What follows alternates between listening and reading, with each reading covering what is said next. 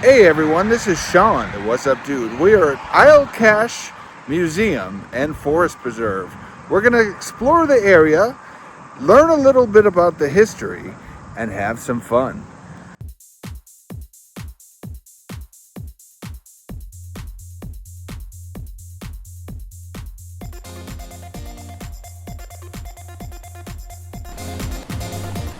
This is Sean, the What's Up Dude. Alright, and here is the building that holds the museum. So we're going to do that first. Here's the information booth. This is the Isle Cache area in Forest Preserve with the museum. Now over here, just like the last video, they do tell you the places that you can walk and explore. We're going to go into the museum now, and there's a sign here that says welcome. Now the museum itself, there is no charge to get in here, but they do accept donations.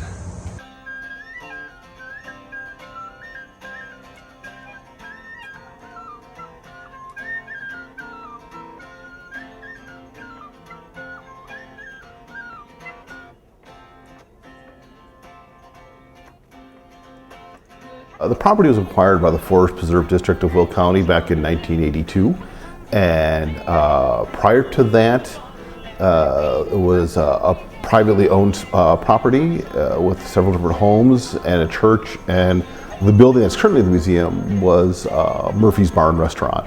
And so when the district acquired it, they were going to just use the existing building for a visitor center.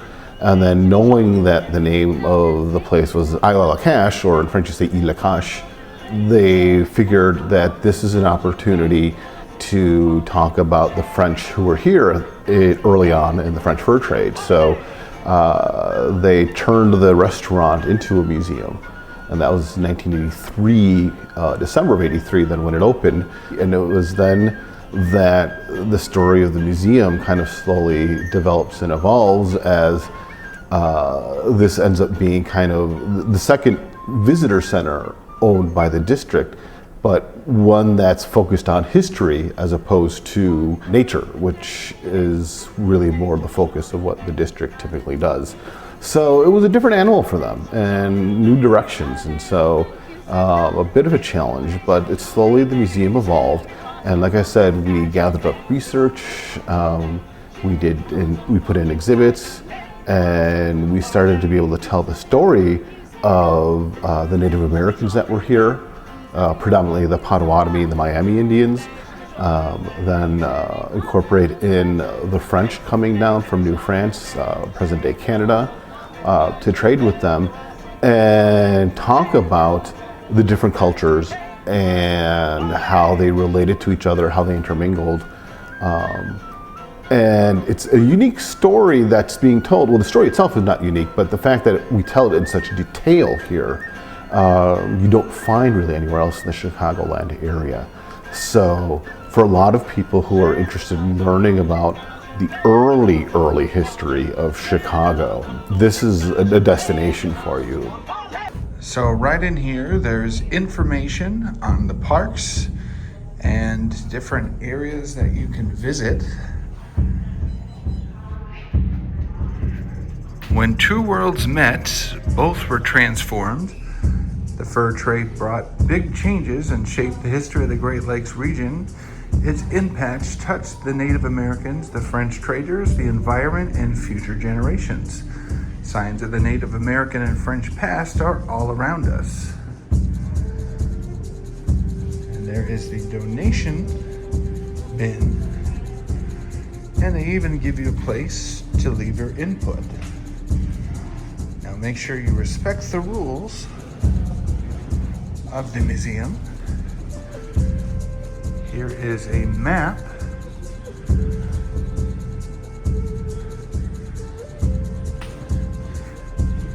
Welcome to Isle Cache, the island of the hiding place. On this small island, you explore the story of people who exchanged goods and cultures for 200 years. 1600 to 1800, the fur trade connected French and Native American people throughout the Great Lakes. Basho Nikan.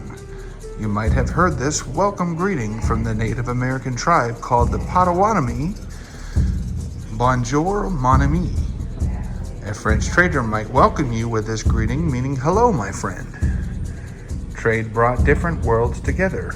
Through this region in the 1700s, Native Americans exchanged fur for goods, bartering with French traders called voyageurs. The voyageurs worked for trading companies that sent the fur to Europe, where hat makers processed in the highly popular beaver fur hats as it sparked an exchange of cultures.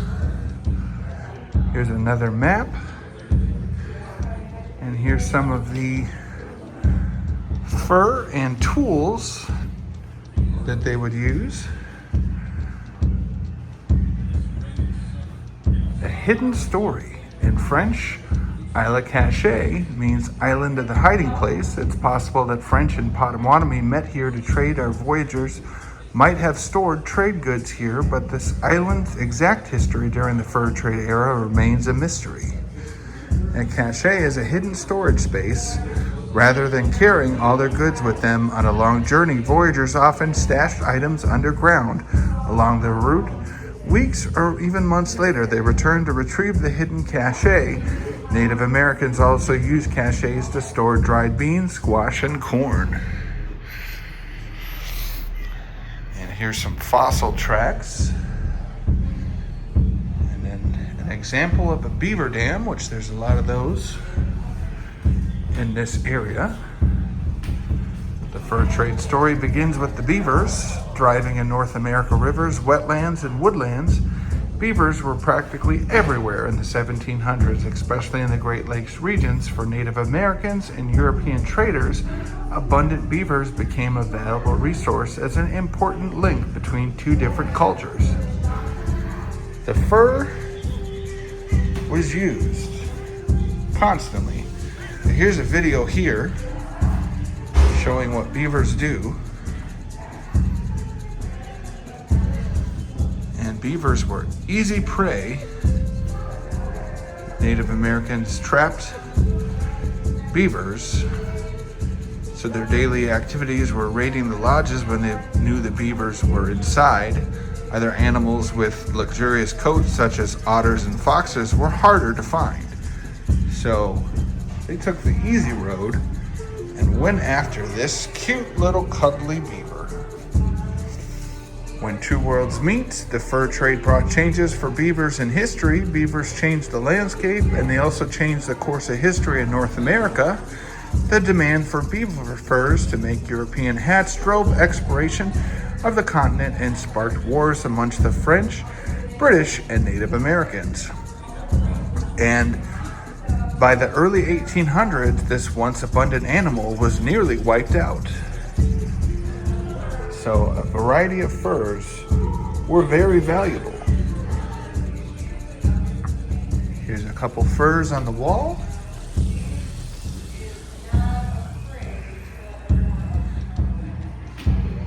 Lewis and Clark expedition. They were famous explorers.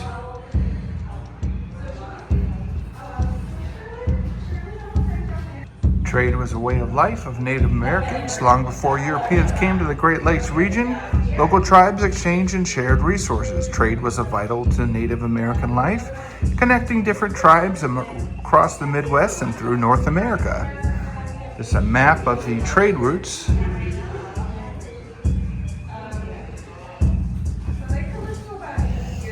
Here's some of the items that they would handcraft. Nature provided for every need. The Great Lakes region offered a bounty of resources, and the Potawatomi knew how to use them skillfully. Families depended on their knowledge of animals, plants, and minerals to meet the daily needs. And as you explore the museum, you can read more about their artwork, their clothing, and right here, even where they lived. This is a Potawatomi wigwam made of sapling tree, bark, and other natural material. You can step inside of here and take a look. example of the foods they would eat. They'd have a fire inside, and they'd sit around and enjoy their home. And right here, this is an example of one of the boats they would use. Potawatomi traveled for trade, so they used the river systems and the canal and the resources they had to get to different places to find new materials. Welcome to Turtle Island. They have a few turtles in here. They have Jackie, Shirley,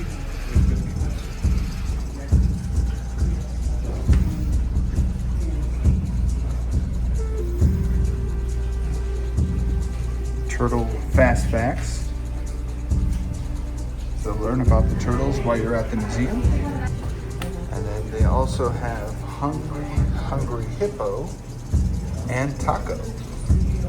So there's 4 turtles, kind of like the Ninja Turtles. The What's Up Dude was here. Furs and goods cross the Atlantic. So here we do have some information about more trade. And these boxes are different spices and materials that they would use. Right here are some of the baskets that they had. And they handcrafted these materials. Beaver fur became high fashion headwear. And so they made their own clothing out of the furs. And this is an example of some of the people. Yes. Whoa, there's a giant bird up here.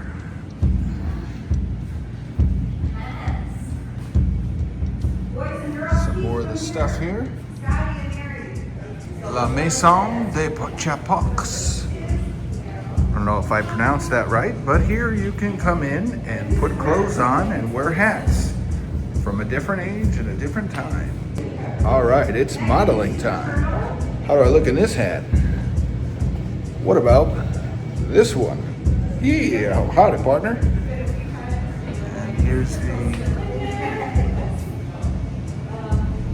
settlers and all the different things you could use. Play dress up. So we are inside the multi-purpose room, and this is a wall painting. Very, very beautiful painting of the early pioneer settlers. Little area where kids can color. We have books and things for kids to do. We have some stuff on these shelves. Some more of the baskets.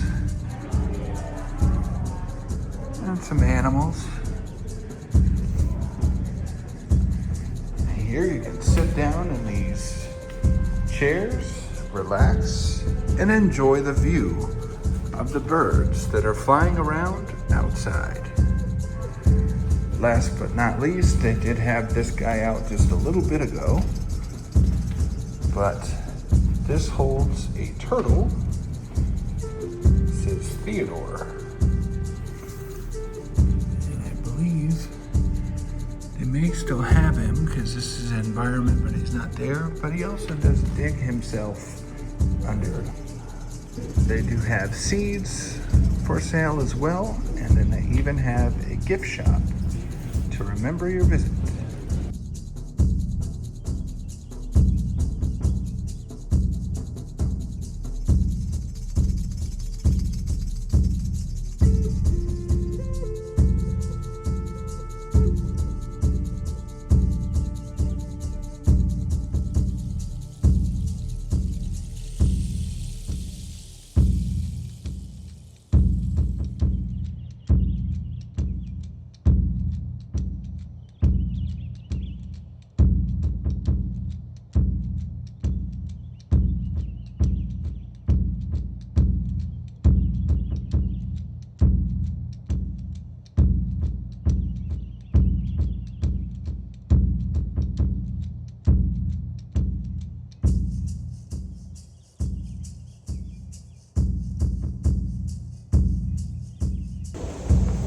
Alrighty, everybody.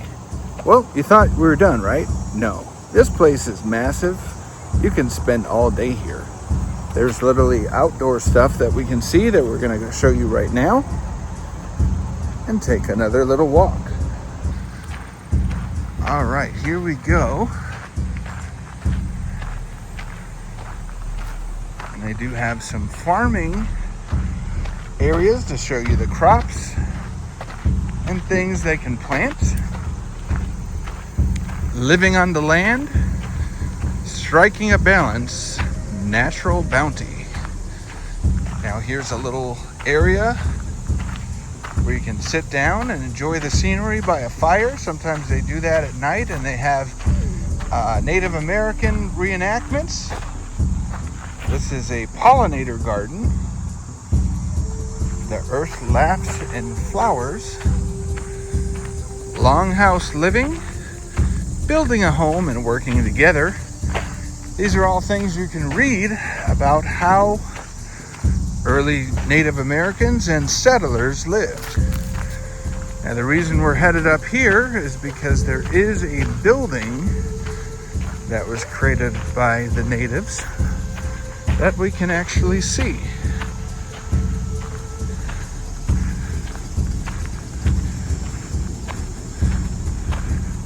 It's kind of a long hut, and they would use the tree barks to create this masterpiece. And then over here you would sit around the fire while you had this shelter here. Now this area does have several walking paths that you can take. You can head over the bridge and walk that way, or you can head down that way as well. Now, we're not going to do that today because we just did a walking video on the last one, but it is another forest area surrounded in nature. So I would recommend coming out here and exploring what they have to offer. Also, this is a great place to fish. So if you want to come fishing, or just enjoy the nature surrounding you, this place is in Romeoville. There is a pavilion over there if you want to have lunch or just relax. We're gonna go head down one of the trails before we leave.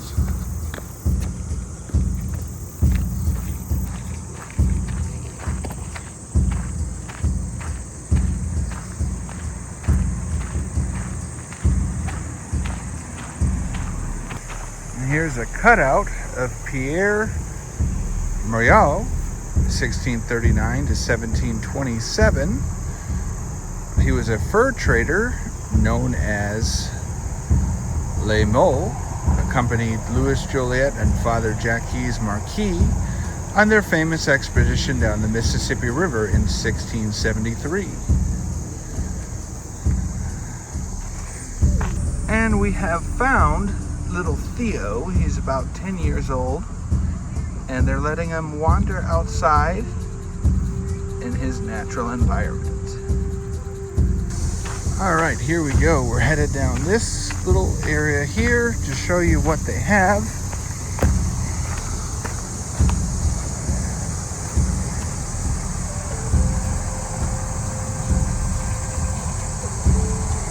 The river.